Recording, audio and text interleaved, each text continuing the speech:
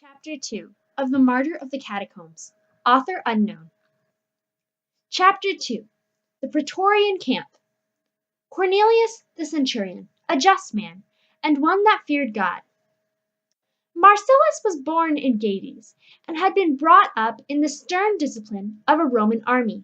He had been quartered in Africa, in Syria, and in Britain, where he had distinguished himself not only by bravery in the field, but also by skill in the camp. For these reasons he had received honors and promotions, and upon his arrival at Rome, to which place he had come as the bearer of dispatches, he had so pleased the emperor that he had been appointed to an honorable station among the Praetorians. Lucullus had never been out of Italy, scarcely indeed out of the city.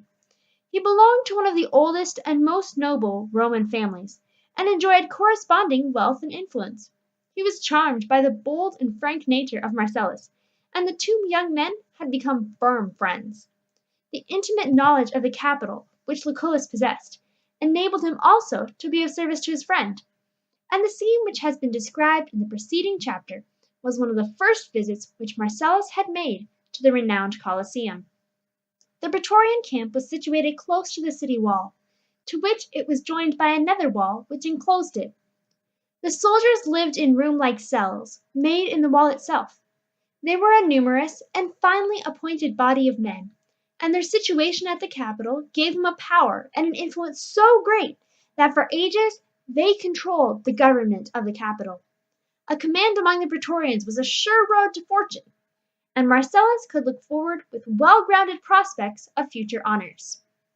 On the morning of the following day Lucullus entered his room. After the usual salutation, he spoke of the fight which they had witnessed. "Such scenes are not to my taste," said Marcellus. "They are cowardly. I like to see two well-trained men engage in a fair combat. But such butchery as you have in the Colosseum is detestable. Why should Macer be murdered? He was a brave man, and I honor his courage. And why should old men and young children be handed over to wild beasts?" "It is the law. They are Christians." "That is always the answer. What have the Christians done?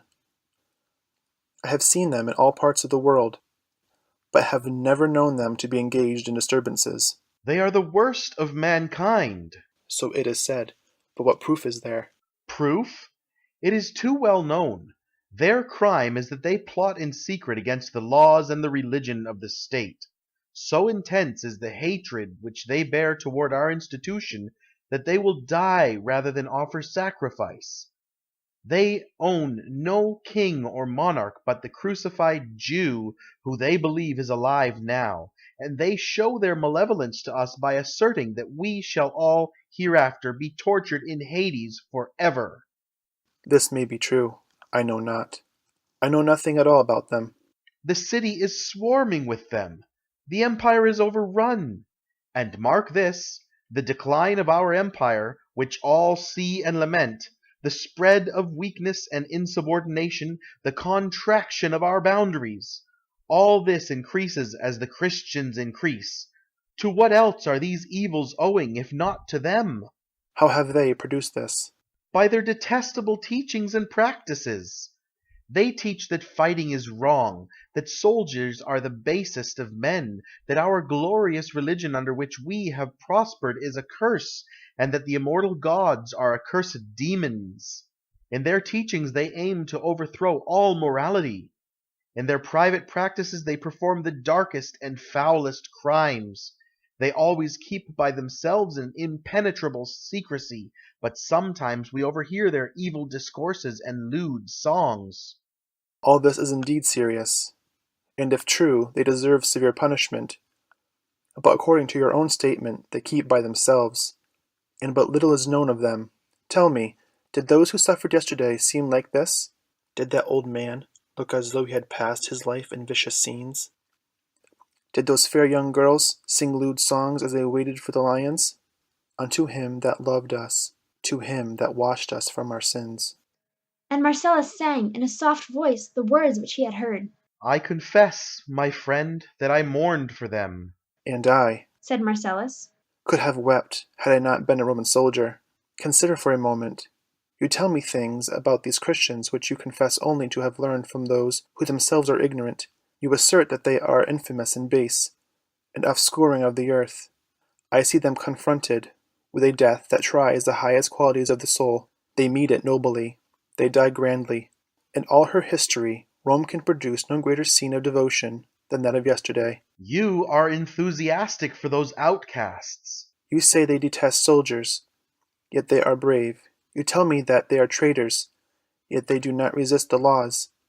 You declare that they are impure, yet if purity is on earth, it belonged to those maidens who died yesterday. You are enthusiastic for those outcasts. Not so, Lucullus. I wish to know the truth.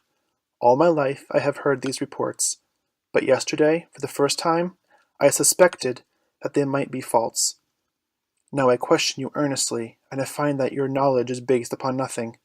I now remember that throughout all the world these Christians are peaceable and honest.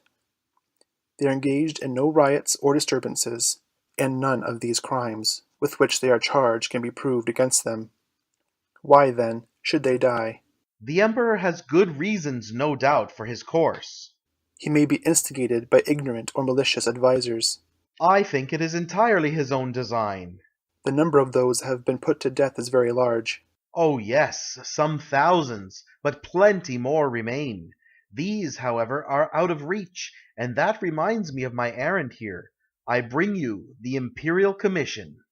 Lucullus drew from the folds of his military mantle a scroll of parchment, which he handed to Marcellus. The latter eagerly examined its contents. It appointed him to a higher grade, and commissioned him to search out and arrest the Christians in their hiding places, mentioning particularly the Catacombs. Marcellus read it with a clouded brow and laid it down. You do not seem very glad. I confess the task is unpleasant.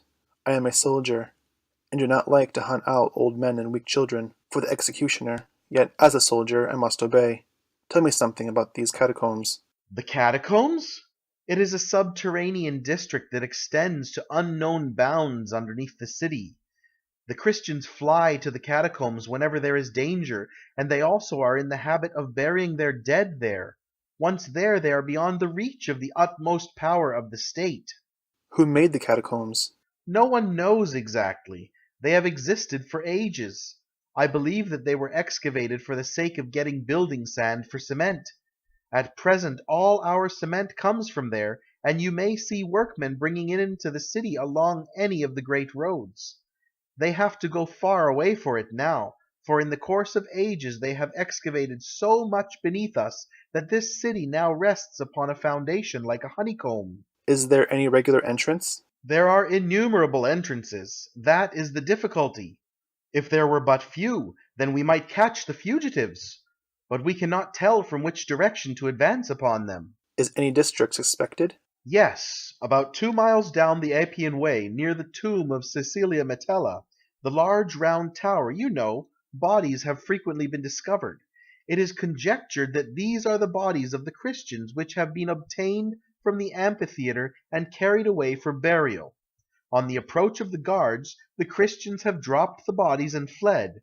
But, after all, this gives no assistance, for after you enter the catacombs you are no nearer your aim than before.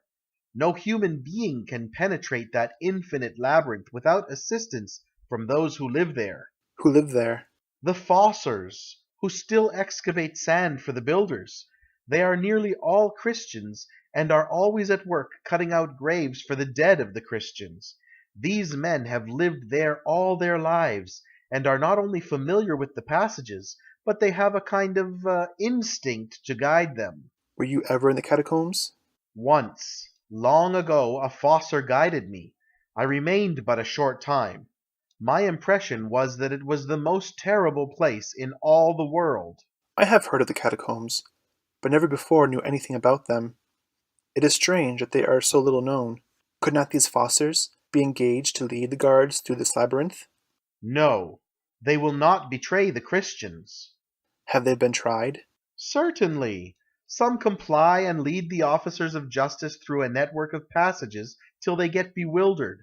Their torches become extinguished, and they grow terrified. Then they ask to be led back. The fossor declares that the Christians must have fled, and so takes back the soldiers to the starting point. Are none resolute enough to continue on till they find the Christians? If they insist upon continuing the search, the fossor will lead them on forever.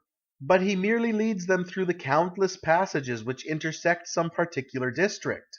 Are none found who will actually betray the fugitives? Sometimes, but of what use is it?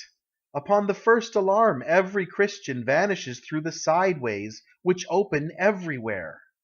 My prospect of success seems small. Very small, but much is hoped from your boldness and shrewdness.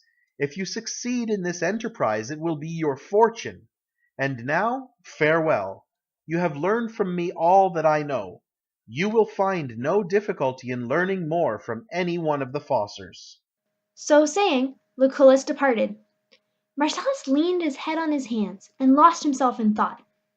But ever amid his meditations came floating the strains of that glorious melody which told of triumph over death.